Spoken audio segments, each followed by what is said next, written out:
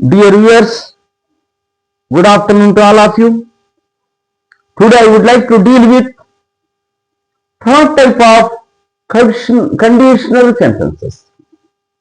That is impossible or past unfulfilled condition. గతానికి సంబంధించిన విషయం అన్నమాట. ఇది ప్రస్తుతం సంబంధం కాదు, ఫ్యూచర్ కాదు. అంతకుముందు చూసిన 1-2 మోడల్స్ ఓపెన్ కండిషన్ కానీ, ఇంప్రాబబుల్ కానీ, ప్రజెంట్ ఫ్యూచర్ సంబంధించి. ఇది మాత్రం గతం.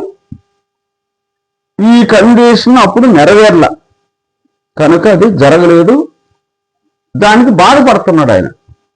ఎవరైనా బాధపడినప్పుడు రిగ్రెట్ ఇది వాడతారు. అన్ఫుల్ఫిల్డ్ కండిషన్ అంటారు పాస్ట్లో. ఇందులో ప్యాటర్న్ ఏ, ప్యాటర్న్ బి అని ఉంది.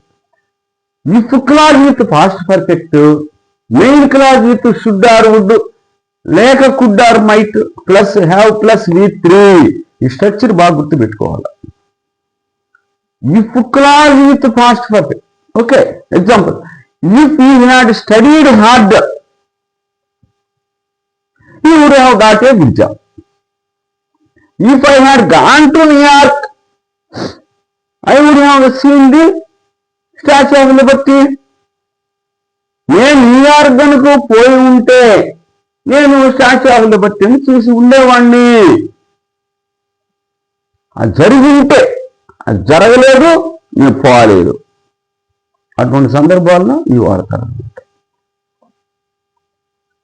పై ఎగ్జాంపుల్ కూడా అంతే. చదివి ఉంటే బాగా అతనికి జాబ్ వచ్చి ఉండేది, చదవలేదు అంతే. తర్వాత అది ప్యాటర్న్ ఏ. ప్యాటర్న్ బిలో ఏమిరా ఇఫ్ యూ హ్యాడ్ అనేలా ఇఫ్ తీసేసి హ్యాడ్ ముందుకు పెట్టండి, అంతే అయిపోయింది. ఇఫ్ అనకూడదు అక్కడ. ఇఫ్ తీసేసి హ్యాడ్ పెట్టడం ముందు. Had you studied hard you would have got a job. Had you studied hard అంటే if you had studied hard అని గుర్తుపెట్టుకోండి. పై అర్థం వస్తుంది. కింద కూడా అంతే. Had I gone to New York I would have seen the Statue of Liberty. మీరు వాడినా వాడకపోయినా అవతల వాళ్ళు వాడినప్పుడు మనం అర్థం చేసుకోగలగాలి. అందువల్ల తెలిసి పెట్టుకోవాలని వెర్బ్ స్ట్రక్చర్స్ మాత్రం జాగ్రత్త.